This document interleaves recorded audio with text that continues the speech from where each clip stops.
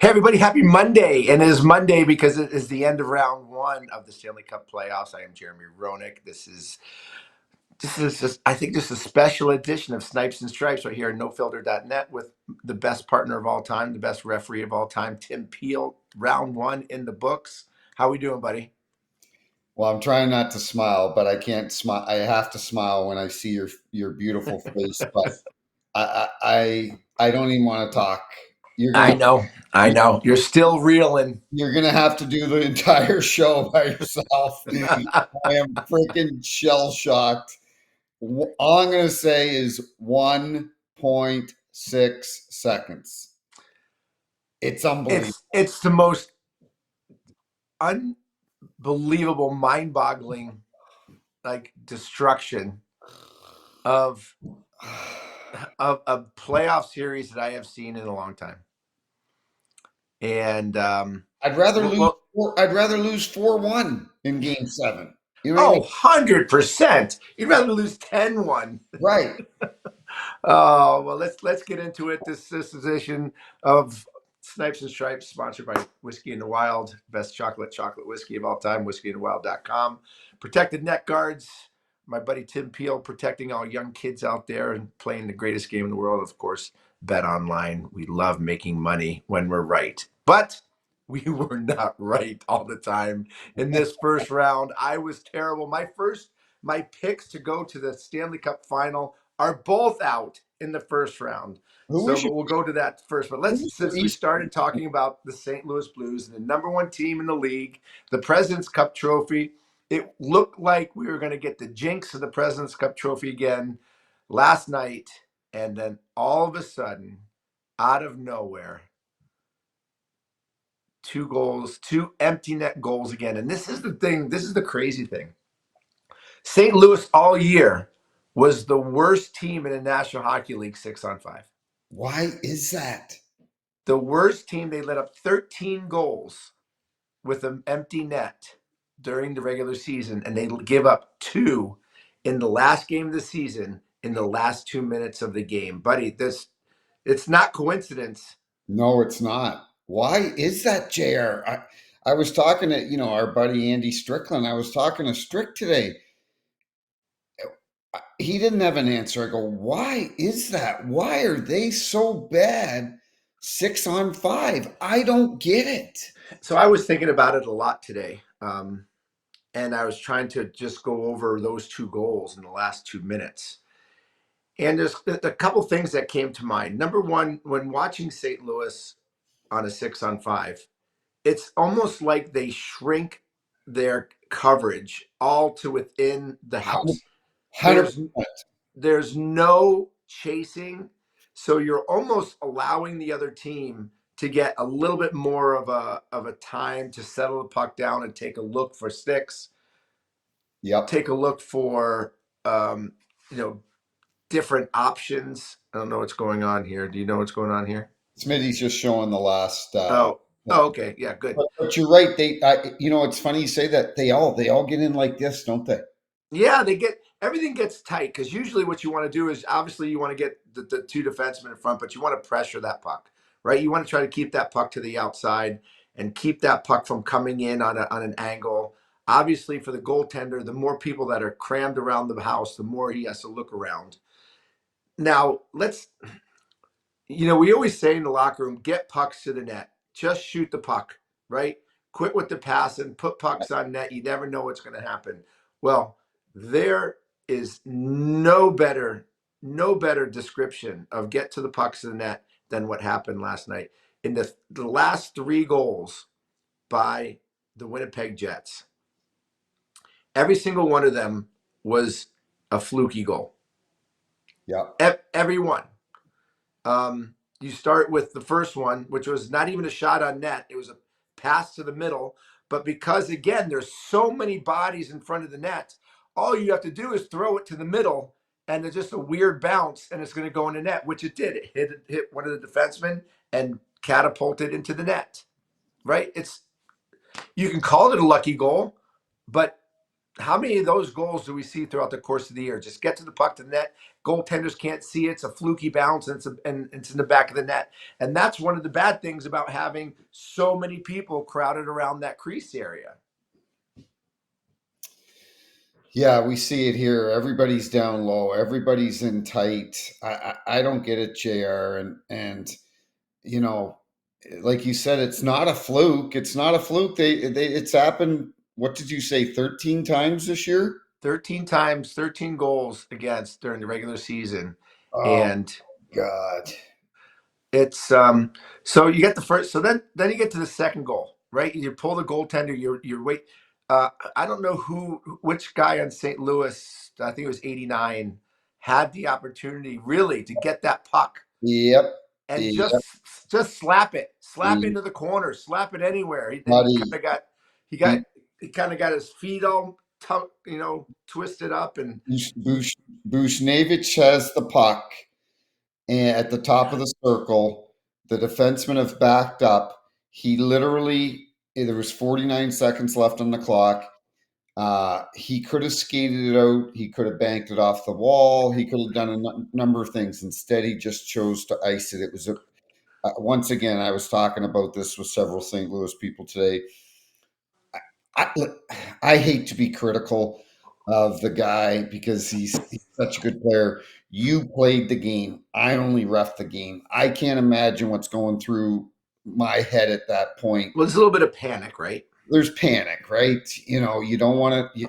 You know, there's guys on your backside. You don't want them to back lift your stick up and take. But geez, if he just had chipped it out and Yeah, but see, I think the mentality of this end of the game, pull the goaltender for the defensive team has changed. If if I was on the ice on the defensive team I know what you're back going. in the 90s Yep. and I iced the puck or I tried to shoot it in the net, my team, I would have been pulled off the ice and the coach would have just ripped me a new ass and the players would have been like, "What the F is wrong with you? You just chip it out, just get it to the other blue line. You don't ice it. You don't." It would have been, it would have been an absolute barrage of people yelling at me if I iced the puck. You Nowadays, these guys get the puck and they try to go for the goal and they ice it constantly. you would have been looked at back then as selfish because you wanted the empty net goal. Now you're absolutely Now it's not. Now they just ice it. They kill a few seconds. But Busnevich, with about 10 seconds left at the faceoff circle, at the dot, actually had a chance to get it, but he kind of got off balance and he missed it and the puck came back to the point. Now it was a great play from the point over to Connor. Now this is another unfortunate thing that happened for St. Louis. Kyle Connor, who scored what 42 or 45 goals, the second highest scoring yeah, player in the National Hockey League. If he gets a solid shot on that puck, if he gets a solid one timer, I know. the game's over Yeah, because Bennington would have had it, the defenseman would have blocked it, um, but he whiffed it. yeah, he I did. mean, Kyle Connor, some people say, oh, it was a shot pass. The hell that was a No, shot it pass. wasn't. He was That was trying. a missed whiff Yep, shot that yep. happened to go right on the stick of his buddy that was sitting right in the slot. It couldn't have been more perfect of a whiff pass I know. because it bypassed the defenseman who was sliding down to block the shot. It was a perfectly positioned pass that was not meant to be a pass. That was a perfect tip into the net, right? If he gets a good shot on net, Tim, the game's over. Yeah, I know. Bennington played phenomenal. Um, the goals that beat him in the entire series were deflections off a defenseman, deflections off of somebody's ass in front. Um, Nobody really beat him with any great shots. Not like Hellebuck. Like when Faxa, and in fairness to Hellebuck, that third goal that Faxa scored at the end of the second period to make it 3-1, that was a rocket. That was a rocket shot that That he was a that rocket. Yeah, people are giving him some heat about missing that. That was a rocket shot. That was a tough one coming off a defenseman's skate, but right? That's But tough. even when it was 3-1, I said to everybody at our house, I go, this is not, I'm not comfortable. And for whatever reason, and I get it, it's a mindset. You get in that defensive mode, but I think they only had 4 or 5 shots in the third period on a goalie that has been pulled 3 times in the previous 6 games. Mm-hmm. You gotta keep firing pucks on this Got to guy. keep going. Well, it's always say, you sit back, you play not to lose. And what But happened is you could see it. Hellebuck was getting more confidence, more confidence. It just that's a tough one for yeah, Doug Armstrong, that's Jim. really tough. I mean, St. Louis guys are sitting in their houses right now, sitting at home, whatever, drinking with the boys zone. How did we just lose this series? It was there for them to take. Hey, granted, the number one team in the league that had a great year. You can't say they don't deserve to move on, but they really don't deserve to move on. They got lucky. They got Well, lucky. and they did it without Shifley and Yeah, they had some injuries and Morrison. Yeah, so more. Yeah, Morrissey. They got, but even the last goal, even the overtime goal, right? Again, another deflection off of a body. It's that's- okay. Listen, nothing against Adam Lowry because I love Adam Lowry. He's a great. Excuse me. He's an yeah, awesome captain, yeah, he but is. he didn't touch that puck. It No, didn't it didn't come close to touching that puck, and he celebrated like it was the 1999. But whoever shot that puck, I don't know if it was Pionk from the back. I don't know who it was, but it got deflected off a St. Louis body, and it missed. It missed Lowry's stick by 3 feet, and he still celebrated like he touched it. I guess it doesn't matter when you win, but it was kind of funny it's to see that the celebration. amazing thing about sports, eh? It's what's makes sports so good is that building. Those fans, they were as low could get with 2 minutes to go in the game, Yep. and then 2 minutes later, the play. It's just the emotions in sports and in hockey in general, with overtimes and late comebacks. It's what makes our sport the best. It really is. It's why playoffs are awesome. And I do have to say this. I do have to say, both of you and I both know Mark Chipman. He is an amazing owner. He is a He's fantastic hockey guy who loves his city. And let's not beat around the bush. That city probably needed an extra playoff round more than any city in all of the National Hockey League, maybe all of sports, not only for financial reasons, but because the passion that those fans have for their team and the way that they come out every year with whiteouts, and they can continue that tradition for another round. I think they're toast against Dallas, but You know what? It's a good point you brought up because Mark Chipman is an awesome guy. And that building seats 14, 5 maybe. We've talked about the attendance problems throughout the year because times are tough in Manitoba. yeah, They are in a lot of the Canadian provinces financially. So you know what? That team can use the extra gates, yeah, and that city, it's I know what it's like here in St. Louis when the team goes on. People feel better about themselves. People are happier. It's the same thing in Winnipeg. So I'm happy for them, even though it was a tough. yeah, that's for sure. Well, let's stay in the West and go to that awesome series, Colorado Dallas. Holy smoke, was I'm that was pinned as probably the best series of the first round, and I think it lived up to the billing. I cannot believe that Dallas had the gusto without having Robertson, without having Haskinen, two of their two best players for the entire series, and to be able to withstand the firepower that Colorado has. Obviously, their goaltender just was fantastic too. But wow, Dallas showed something that I didn't think that was possible. Do you know Pete DeBoer is 9-0 in Game Sevens? 9-0. That is an Unbelievable. amazing.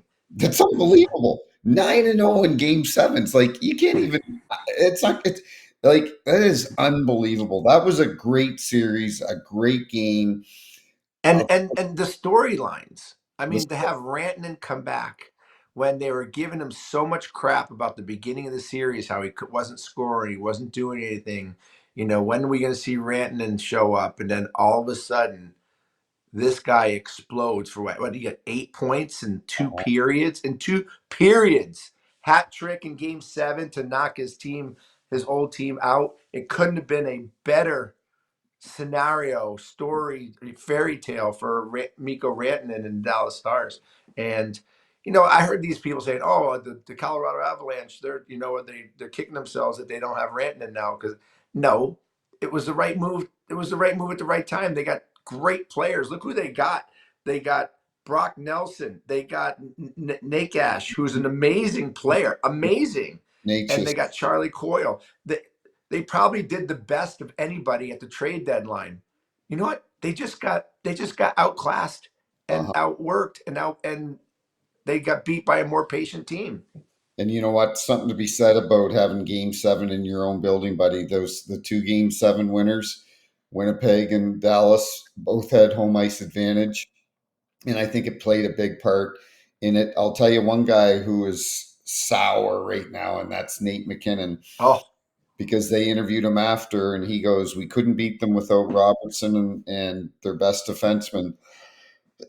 He goes, "I don't know what we're gonna do." He's sour. I guarantee you, he's sour at management right now. he is sour. I think this is the last guy that wants to be out of the playoffs this early. You saw that interview with the boys on TNT, and Biz asked him a question. Did you see the Jared Bednar impersonator behind the bench? What you think of him? And he went, I didn't even notice. I don't care. Yeah, he doesn't care. Like he was just like he's not into any kind of jokes, any kind of funny play. It's like all business. And the fact that he's not playing right now, I bet he's at the rink shooting pucks right now. It's just he's so mad. Well, how, and you know what? We'll go back to that in a second. But how about today? Sid announced he's going over to play in the World Championships with Marc-Andre Fleury. Isn't that great? It's like these guys just love hockey. Like Sidney Crosby. I don't think he's played in that much over the last few years. And he realizes that, his career is winding down and he might not have much of a chance to play in these. So, but I thought Colorado, I think you had Colorado winning the Stanley Cup. I did. And I And had Tampa going to the final two, and they're both gone. But you know what? I can't disagree with you, because I thought this was the year that Tampa was going to beat Florida, and we'll get into that series in a second, because of all the hockey that Florida's played. But I really liked, to your point earlier about Charlie Coyle, Nick Ash. Nelson, Yeah. and Natchez, that I think that team was stronger than they were last year. 100%. And as 100%. even though they didn't have Miko, I love the moves that Chris McFarland made. And but that's sports, right? It just Yeah. And I don't think the Woodwall did anything for them. I think both goaltenders for Colorado were just less than average. They didn't do anything to step up in playoff hockey the way they needed to. So well, and you're right, because Dallas definitely has the edge there with Jake yeah. Otten. Hey, Uh, did Minnesota choke and lose an opportunity, or did Vegas just outplay it away from them? well, I don't think they choked at all. Minnesota, game 5. They have a chance to go back to Minnesota up 3-2, and Hartman scores a goal with a minute and I think 18 seconds left in the third period, and it's offside. It's offside by an inch, half an inch. And if that goal isn't offside, there's a good chance Minnesota's going back up Playing 2, to shut the door. right? And that's how fine a line it is to going from the first round and making it to the second, or going home. It's that final line in the playoffs. And so no, I don't think they choked at all. I think in the what a lot of people don't realize, and you and I love Billy Guerin, and he's done a tremendous job there. They're going to have $15 million come the summer in cap space to spend because of the buyouts from Suter and Zach Parise. $15 million. So think about that. That team finished in the playoffs 15 million under the salary cap because of those contracts. 15 million bucks, bud. They can get some good players in that team. Yeah, they can get some really good players. They can go out and get a Mitch Marner right now for Right? and Like and plus maybe. So no, I so, agree with you. I think I think a lot of people were pleasantly surprised with how good Minnesota played. They had a chance to take out one of the better teams in the league and one that probably a lot of people think can win the Stanley Cup in Vegas again this year. So, you know, Vegas is big and strong. Their smallest defenseman, 6'2". yeah, They get solid goaltending. Jack Eichel has become a legit superstar in this league, and yeah.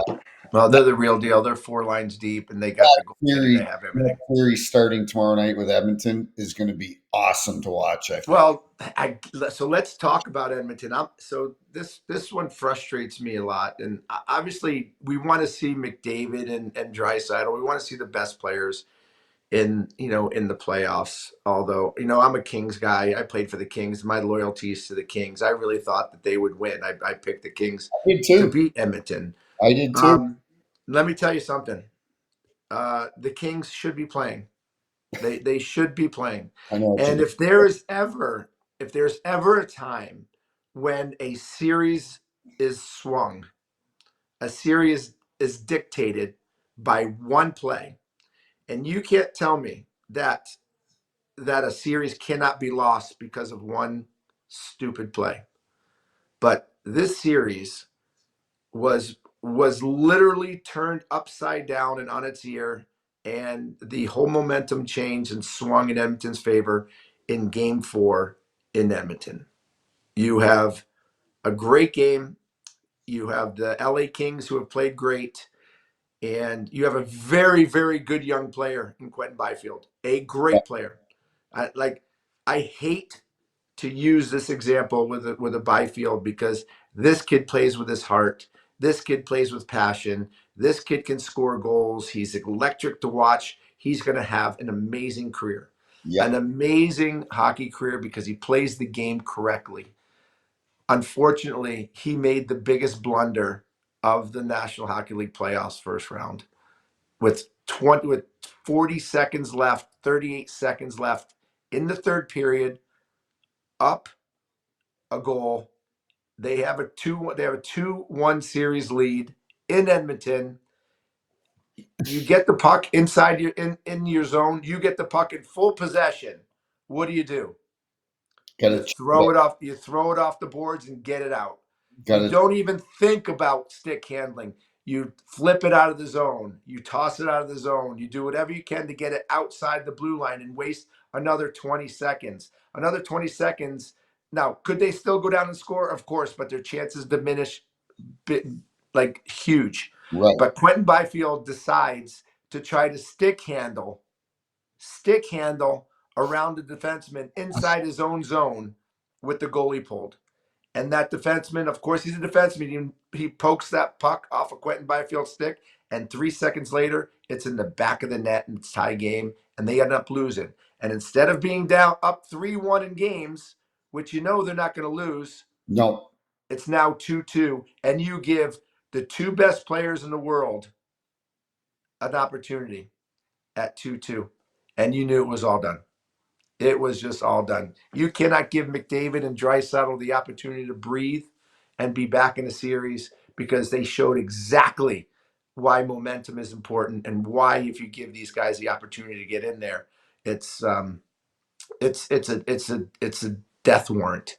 And Quentin Byfield, I I hope I hope he learns a very, very valuable lesson. I know he will. He's a smart player.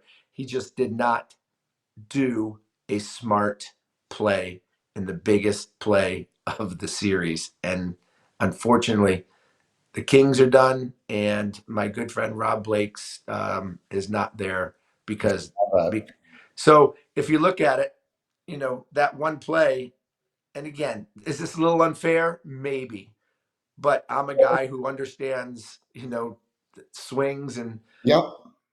you know, they're not there. They're not there for a reason. And that whole series swung on one play. And now Rob Blake doesn't have a job, and that team is out in the first round. And you know, God, it's frustrating for You know, me. if Byfield, makes the smart play there and chips it out, and they win, they go up 3-1. I also think there's a calamity of errors on that I don't think Jim Hiller. Uh, I think he did a poor job managing his bench. You and I talked about it last few days. We had some defensemen playing 35 minutes, and we had other defensemen playing 4 to 6 minutes. I just don't understand that. Yeah, he And definitely he definitely led on four defensemen and kept two yeah, out there, just wore them down. and he got absolutely vilified for that coach's challenge. And I, to this day, do not understand. I think it was game 3 or 4, and Three. 3, and he got vilified for that coach's challenge.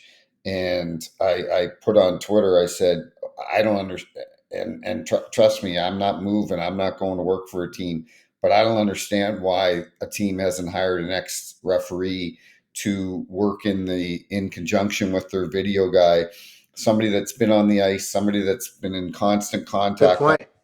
constant contact on the phone with Chris King and Kay Whitmore and Colin Campbell and these guys in the situation room, because I would have said right then, do not challenge this play. Do not. This is call is not getting overturned. There is no Yeah, reason to challenge this play. And they challenged it, and they get the call wrong, so they're assessed a minor penalty. And what happens? They score on the ensuing power play. it's And two goals against. and I'd be, I don't know, maybe I'm wrong, but does Jim Hiller keep his job? Like, does he, Hey, like, listen, I don't know much about Jim Hiller. I got to tell you, I think Jim Hiller tried to bring back the old Jacques Lemaire trap from the mid '90s. I mean, that team didn't go over the blue line. They stayed in a 5-man box.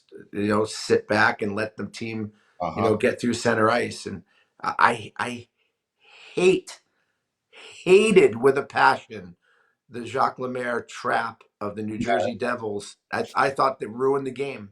I thought it ruined the excitement of the game in the mid '90s. Oh, Granted, they won a cup and did it. You could say that it worked, but it was terrible for the fans. It was terrible for the scoring of the game, for the excitement. It was terrible for us players, especially goal scorers.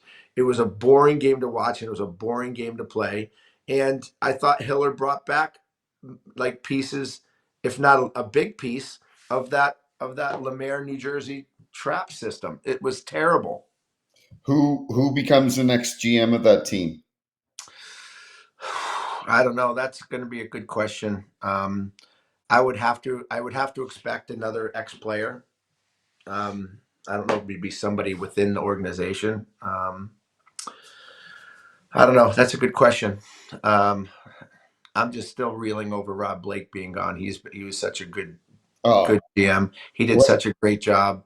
The boys couldn't get it done. That's not his fault. He put together a great team. Look at the year he had this year. I mean, he had 42, 43, 46 wins this year. I mean, it was amazing. Rob Blake is a tremendous person too. Yeah. I love the guy. Yeah.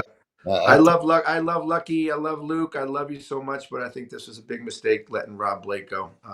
and you know what? That could come down from ownership too. It might be out of Luke's hands.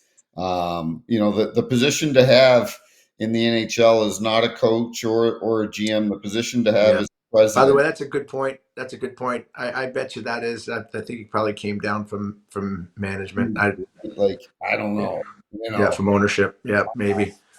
All right, let's jump over to the East. Is Washington the real deal? I mean, I know they beat Montreal. Some say maybe it's not the biggest rival or the biggest challenge in the first round. A little bit smaller, obviously, um, not as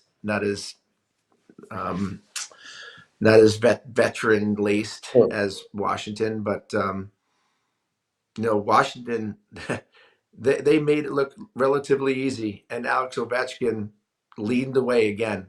I mean, seriously, See, can does this I guy ever stop? I don't think they made it look easy. Montreal played them 1-goal games Like They hung on most of this year. Yeah, they did. Yeah, they they, hung on for dear what? life. Those first two games in Washington, they were hanging on for dear life. You're right. There was not a lot of pushback from Montreal. You're right.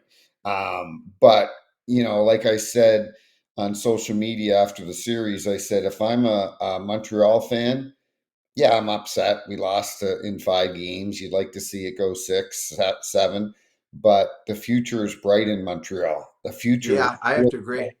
Yeah, They've got so many good young players. Kent Hughes and Jeff Gordon have done just a tremendous job there. Some of the picks when our buddy Mark Bergevin was there, when Bergie was there, he built a lot of that team too. Um, I mean, look at the year Hudson had. Lane Hudson and this. You know what? Suzuki took a step ahead in this. I didn't know if that was the right pick a couple years ago for him to be named captain, but this guy he's the real deal. He's a big time player. The pressure doesn't seem to get to him. I think they're pretty solid in net with Montembeault and Jacob Dobez, and I think Marty St. Louis is a good coach, and the players Yeah, like playing for him. yeah, So, but to your question, is Washington the real deal? I think they have tremendous goaltending. Like I think it was game 2 that they hung on and won in Washington, and, yeah, and it was late, and Montreal was throwing everything at the net, and Logan Thompson just made some tremendous saves. They've got great goaltending. They've got so many good veterans on that team, sprinkled in with some good youth. Well coached with Carberry. This is going to be a great series against Carolina. I can see this series. I think it's going to get nasty too because yeah, towards the end of the year, they played a couple times and they do not like each other. And I think this will be. I think this will be a 7 game series. I think yeah. this. This is going to be a war. I think this is a good matchup. I think the matchups in the second round are much better than the first round. To have Toronto playing against Florida, which right now Florida's getting beat on right now by Toronto. 4-1. Toronto, yeah, Toronto's up 4-1 on them. So Toronto getting past that first round. It's almost like they took a breath of fresh air and now they're rejuvenated. They think they can do something good because they look really good in game 1 against Florida. But this Carolina team, man, they did make it look easy against New Jersey, which has some pretty powerful scorers on it and a good hockey team. But Carolina again, they just make everything look so inconspicuous, right? Just like nobody really watching. Would it take them 6 games or 6 games? 6 games. Yep. 6 games. Yeah. Well, I picked Carolina, but again, this team just finds a way to get it done. I mean, Rob Brindamore again is just he's one of the most methodical, one of the most brainiac, smartest, best coaches in the league, and nobody gives him that sort of credit for what he's been able to do with a team that nobody talks about. And I think I read a stat. He's the only coach that's had their team out of the first round 8 years in a row, or something like that. Like the guy's a tremendous coach. My only concern with them is their goaltending because Anderson, he got hurt again. He always seems to get hurt. And Smitty, our producer, he sent a text to you and I just a few minutes ago. Stolarts has been hurt in the Florida Edmonton game, and Joseph Woll is in right now. I watched it. I watched it. Was it much? For the reason some of these people get hurt, these kids get hurt these days. I mean, maybe he tweaked a muscle in his neck. I think it was Kachuk or somebody just leaned into his side of him and kind of bent his neck over. I mean, uh, Well, and not all goalies are like that because in that I'm not no, saying he's no, no, faking I it, know but you're not. But Jesus, in that Montreal series, the way Logan Thompson got run over by his own guy, I didn't think Logan Thompson would be playing the next game, and he yeah. did. So Well, good. For, wait till you see how Stolars gets hurt in this game. You're gonna say, "Is this guy made of paper mache or what?" This is just a joke, just a joke. And by the way, the Stolars, and we can go now talk about Toronto in that first round. Stolars is probably the reason why Toronto is playing right now. Yeah, Game 6 in Ottawa. Ottawa was all over the Maple Leafs in the first period. I mean, all over them. And Stolarz made save after save after save. It was a fluky goal by Perron that was a really pretty cool shot off of his yeah, head. yeah. But I mean, Stolarz stole Game 6 and allowed Toronto to hold on to win that series, because if they lose Game 6, holy crap, this pandemonium just fill Toronto, and just the pressure that they would have been on. I would have bet all the money in the world that they would choke in Game 7. But Stolarz was the difference in that series. Yeah, he's played well. I'll be honest, I thought goaltending was going to be their Achilles heel coming into the playoffs, but he's proven a lot of people wrong. It's ironic that they're playing Florida because he was the backup to Bobrovsky a few years ago, and he's certainly established himself as the number one goalie. We'll see. Well, there's 3 players with Toronto right now that were with Florida last year that won the cup. Yeah, Ekman Larson, uh-huh. Stolarz, and who was the other kid? I can't remember the name of the other kid, but yeah, I think it's again, it's a great series. You got a coach in Chief that has them all believing that this is their year. That William Nylander, man, he is a playoff performer. Everybody gives Marner crap and Matthews crap because they don't score goals or they don't score the big goals. But yet, who's the guy that's I just know. carrying the pot? Who's carrying that jug right now? And it's been He's, Nylander every single year, and he's doing it again in round 2. He he is, scored 2 in the first. He's just flying. he's got 2 goals and 1 assist tonight. But did you hear what happened with the starting lineup? Isn't that crazy? How So, in the world did that happen? Why don't you tell everybody what happened? Because I yeah. can't even So believe. for our listeners, what happens is the coaches, actually the assistant coaches, fill out the lineup card. They get 2 or 3 people to double check it. Then they bring it to the head coach, and he signs off on it. Then the off ice officials bring it down to our room, to the referee's room. They give us a copy, and a copy goes upstairs in the press box. So when we skate on the ice, we have the roster for both teams, and our job is to make sure, because it's a penalty if the team doesn't start the proper starting lineup. So if they've got, you know, Toronto has picked 5 guys to be the starting to start the game, and they get that wrong, and the other coach catches it, then Toronto would be assessed a penalty. But in this case, they didn't even have the name right. They had Alex Nylander, which is William's brother, and they had Alex Nylander and William Nylander. How in the world, as an assistant coach, are you that brain dead that you put Alex Nylander on the roster instead of William Nylander, who is probably worlds away different in players? Well, JR, can you imagine? So what happens is I don't know if the referees caught it. I don't know if one of the off ice officials caught it, but if it is caught before the puck is dropped, Toronto is able to make the change. If somebody caught it before the puck was dropped, and they were able to change it from Alex to William. But if that puck had have been dropped and Travis Green had have said, "Hey, William Nylander is not on the sheet here. It's Alex Nylander," the officials would have. There's no penalty. The officials would have gone over to Chief and said, "William's done for the night. He can head to the dressing room." Can you That's imagine? unbelievable. Can you? I'm going to ask Chief one day over a beer about this, because I'm sure he screwed up, and whoever else screwed up too. Well, I mean, if it's the assistant coaches and the head coach that puts that together. Well, the assistant coaches do, but the head coach signs off on it. Well, obviously, not all of them were sleeping and thinking about the game too much because they weren't paying attention to the first names of those rosters, and that could have Can you cost them the imagine though, series. game 6, if all of a sudden Nylander's taken off the bench? Oh, Oh then my people lose their jobs. That's when people lose their jobs. That's for sure. 100%. So it was a great series. Good. Hey, listen, Ottawa, valiant. valiant playing by Ottawa. You got to give them a lot of credit. They looked like they were going to pull off another Listen, miracle win. Brady Tkachuk was playing, I was told, at about 60%. Yeah. Hurt still from the Four Nations. He gave it everything they got.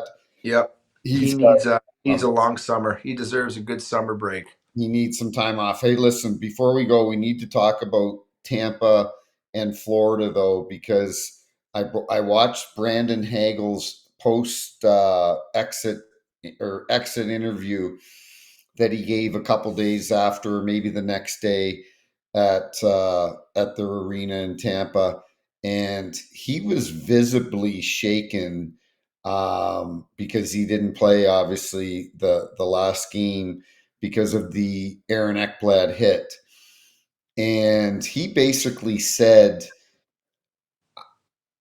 "I would have fought somebody, but to target a guy's head." Like he was shook up about this. Like I Yeah. want to get your feeling. Like, what do you think about the whole thing? I love his reaction because Hagel cares. He's the type of player that everybody wants on their team. I mean, he had 92 points this year. He had an unbelievable year. Great Do player. you think the Chicago Blackhawks want Brandon Hagel back right now? There's no question about it. He is a top-notch player, a Yes. caring player, a passionate player, a guy that plays with pride.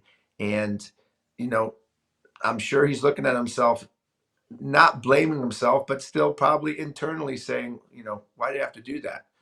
But no, by no means are anybody on that team blaming Hagel for them not winning that series. But I'm sure he's sitting there going, God, it would have been different maybe if I was in there. And, the fact that he fought Kachuk in the Four Nations, you saw his toughness there. You saw him going after Kachuk in this series.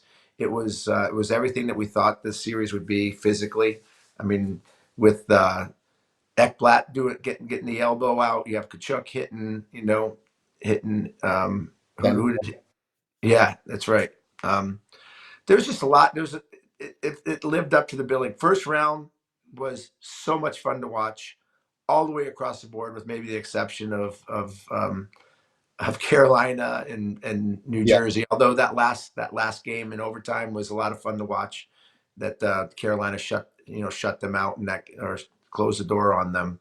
But I can't wait for round two.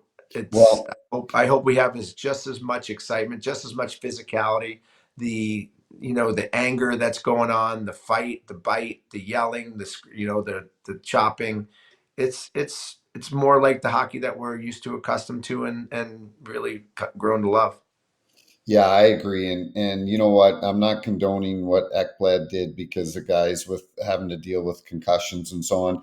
And the league, I think, dealt with it right. They gave Ekblad a 2 game suspension. Yep. But when when he when he hit Barkov, I knew whether it was this year or next year, JR, I knew someone was going to get their piece of flesh on him because Yep. that's their guy. Barkov's their guy, man. He Yep. is beloved on that team. That's their captain. And I that's how that team plays. They play together. that's how they, whether it was Bennett that was going to do it or Ekblad or whoever, I knew somebody was going to get retribution on him, and Yeah. it's unfortunate that, and I hope that Brandon doesn't have ongoing concussions. Yeah. But Yeah. I knew he was gonna have to pay the price for his hit on Barkov, and But that's hockey. That's old time hockey. That's not hockey of today. That's old time hockey. And it might have been Ekblat probably went a little bit too far, but that's playoff hockey. That's why it's the best hockey to watch, because you never know what's going to happen. And just like both my teams are out of the playoffs that I picked, you never know what's going to happen. So let's hope that round two is just as great as round one, buddy. Great stuff. all Great. I'm gonna say, you finish it. All I'm gonna say is 1.6 seconds. Okay, that's all I'm gonna. Oh God, that's gonna haunt you. That's gonna haunt you for forever, buddy. But gosh, thanks to Whiskey in the Wild, whiskeyinthewild.com, for protecting net cards and Bet Online, and my good friend and great partner Tim Peel. This was Snipes and Stripes right here on No Filter. Get ready for round two, because here we come. See you, buddy. Yeah, bud.